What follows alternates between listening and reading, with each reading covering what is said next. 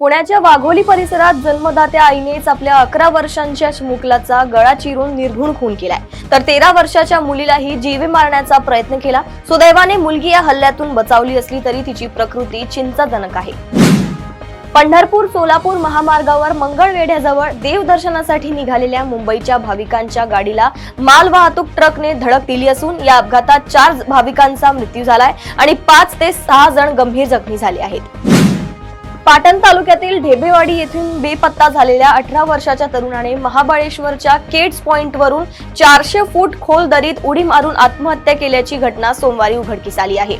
भगवंत सिंग मदन सिंग सोळंकी असं त्याचं नाव आहे।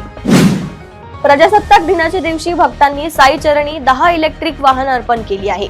ठाण्याच्या एका व्यापाऱ्यानं 9 इलेक्ट्रिक स्कूटर तर अहमदाबादच्या व्यापाऱ्यानं इलेक्ट्रिक बग्गी दान केली आहे। बुलढाणा जिल्ह्यात मोहेगावच्या जिल्हा परिषद प्राथमिक शाळेत झेंडावंदन कार्यक्रम सुरू असताना मुख्याध्यापक दिलीप राठोड यांना हृदयविकाराचा तीव्र झटका आला, त्यातच त्यांचा घटनास्थळीच मृत्यू झालाय। मुंबईसह राज्यातील काही भागात पावसाने अचानक हजेरी लावली आहे। सकाळी मुंबईत पावसाच्या तुरळक सरी कोसळल्या।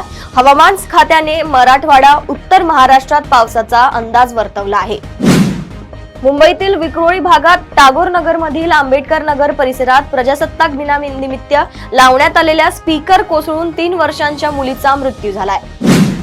ऐन निवडणुकीत सांगलीच्या विटा येथे माजी आमदार सदाशिव पाटील आणि माजी नगराध्यक्ष वैभव पाटील यांच्या घरासमोर काळी जादू करण्यात आल्याची धक्कादायक घटना समोर आली आहे।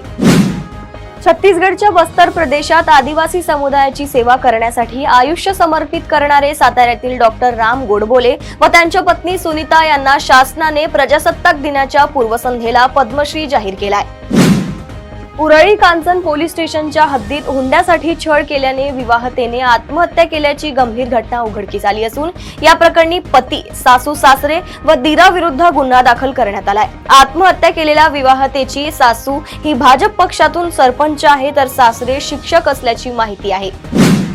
प्रदेशातील अशा टॉप 10 बातम्या मी साक्षी आपल्यापर्यंत पोहोचवत राहणार।